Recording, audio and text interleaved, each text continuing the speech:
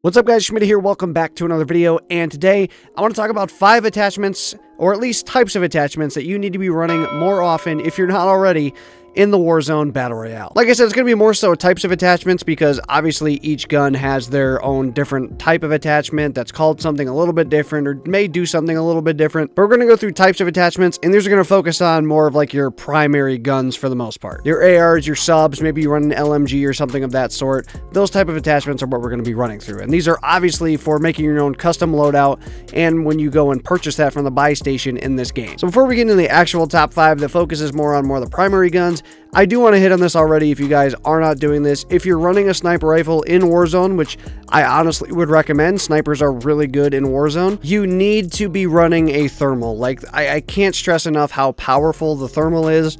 Run the dual zoom thermal, whatever it's called, if you have it unlocked. But if you're not already and you're just running a normal sniper scope or something, run the thermal. It is so unbelievably good. You can see people from so far away. It makes it so much easier to pick them out if you're in kind of a forest area or an area where it just may be harder to see. The thermal is god tier in this game. That's probably why you're seeing a lot of people run it. It's so good. So if you're running a sniper and you're not running thermal sight, you're doing it wrong. Put that thing on. All right, now getting into the 5 attachments. These are in no particular order, by the way, but these are the 5 types of attachments that I always look to put on my weapons. So starting off, we're going to go with the Monolithic suppressor. So look, suppressors are huge in Warzone because every time you shoot an unsuppressed weapon, you get put on the minimap, something I wish was in multiplayer, but regardless, it's here in the Warzone BR. So every time you shoot an unsilenced weapon, you're on the minimap if someone is within range and can see you on the minimap. So running suppressors is absolutely huge, and this is for all types of weapons, even the snipers and things like that as well. And obviously the Monolithic is the one that really doesn't have a lot of negatives to it. It gives you the extra damage range, which is something that's pretty crazy. So run the Monolithic suppressor. It's clearly the best one. Like, even if you don't have it unlocked, maybe go with one of the other suppressors on your weapon, but run the Monolithic one for sure. It is a necessary attachment. Moving on to the next one, use your extended barrels, your extra damage range, your extra bullet velocity barrels. Put those on. This is a massive map in which you're going to have a lot of longer range engagements. Very rarely are you going to be having a gunfight that's up close. I mean, they're going to happen, but you're so much more likely in this to get in a lot of long range engagements, and upping that bullet velocity and that damage range is absolutely crucial. Obviously, these are going to have some mobility effects, but you don't need the craziest amount of mobility and fast ADS in this game as much as you probably would in like the multiplayer. You're going to have a lot of more distant type gunfights in this game, so make sure you've got that damage range and bullet velocity. And also on top of that, on a lot of, especially the assault rifles and SMGs, there will be a barrel that is the longest one that also adds some recoil control to it as well, which can also be a really nice bonus for keeping shots on target further down range. Next up on this list, you need to be doing something that is going to help your mag. So you need to be running one of 2 things. Some sort of an extended mag that gives you more bullets in your clip,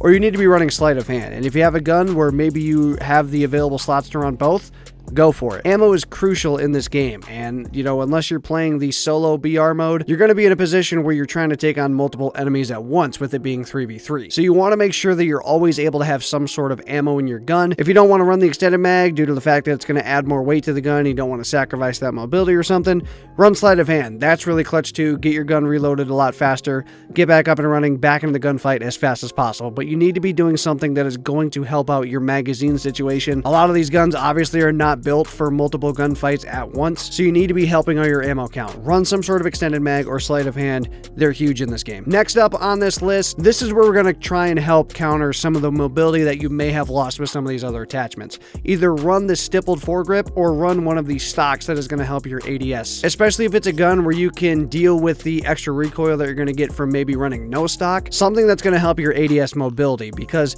you don't want to entirely get rid of it, but some of the things that we talked about earlier, like having that extra damage range and stuff, while it's going to hurt your ADS mobility, you want to help counter that by running something else that's going to kind of balance it out. So running that stippled grip tape, that's going to help you ADS faster, or as well as one of the stocks usually helps as well. Running that is a perfect counterbalance to what you're going to be doing with some of the barrels and all those other attachments that may add a little bit. You know, I said earlier that mobility isn't a massive focus in this game necessarily, but you don't want to completely get rid of all of it. You don't want to be taking forever to aim down sight. You want to be able to, you know, repeat the best of your ability, and if need be able to snap your gun faster. So run one of these two, either in the stock or the stippled grip tape, to be able to help counterbalance and get your ADS speed back up to more of a normal level. Last on this list, we're going to be focusing on more of a specific attachment. Most of these have been kind of like, run something that may do this or that. This one, I'm going to throw in a pretty specific attachment. We're going to be taking a look at the optics. The VLK 3x scope is honestly super good in this game. Now, a lot of people from playing multiplayer and just, using a lot of red dots throughout the years, that's what they want to go with. They want to go with a GI Mini Reflex or a Cronin or a Viper sight or something like that. That's more of a short mid-range type sight. But I'm telling you, running some of these longer sights is honestly super good, and I highly recommend the VLK scope. Now, with it being a longer scope and something like a 3x, you're probably thinking this thing's going to have just a mammoth ADS. It's going to be something where I'm looking down the scope and it's hard for me to track enemies with.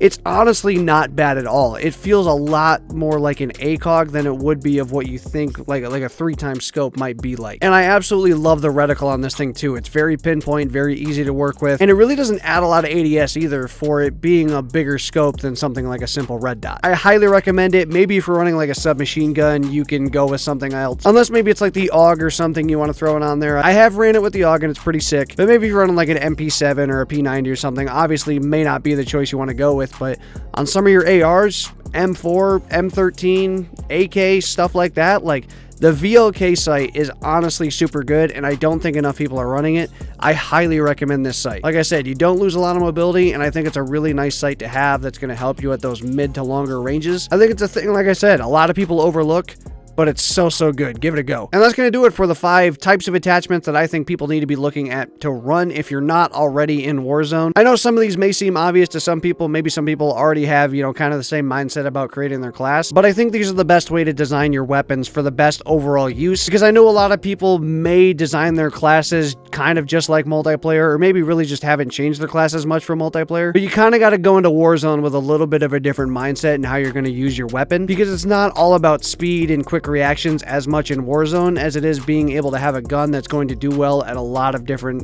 types of gunfights. You're going to get in a bunch of different gunfights in Warzone, so having a gun that can be pretty versatile, and guns that are also more built for longer range gunfights than what you might have in multiplayer is really crucial. So make sure you're doing that. And look, obviously depending on the gun too, maybe some of these just aren't necessary. Certain types of guns are a little bit different, and some guns have a little bit faster ADS that maybe you don't need to run stuff like the grip tape or the a fast stock to be able to get your gun up faster. Maybe you're good with sacrificing that for a certain weapon that may be a little bit faster. I know for like when I run the M13, I don't think I have anything that speeds up like my gun to get my gun up faster or anything, because it honestly has pretty good handling, and so it can be gun dependent, and it can also be some personal preference. But as far as recommendations overall and the best kind of balance for Warzone, I think these hit on it pretty good. But anyway, down below in the comments, let me know your thoughts on these list of attachments. Are you guys running something similar to this already? Did some of these maybe shed some light on how you could run your classes a little bit differently? And down below in the comments also, let me know what you guys are running in Warzone, favorite types of guns, setups, attachments, all that stuff. I'd be curious to know what you guys are running in your custom loadouts. But anyway, that's going to do it for today's video, guys. If you enjoyed, make sure to smack the Schmidt and a like button down below. And if you guys are new and looking forward to more video game content, you guys are in the right place. Hit that subscribe button down below as well. Thursday weekend times, you guys know when those videos go live. Hopefully you guys all have a good one. I will see you guys on another video. So long, everybody.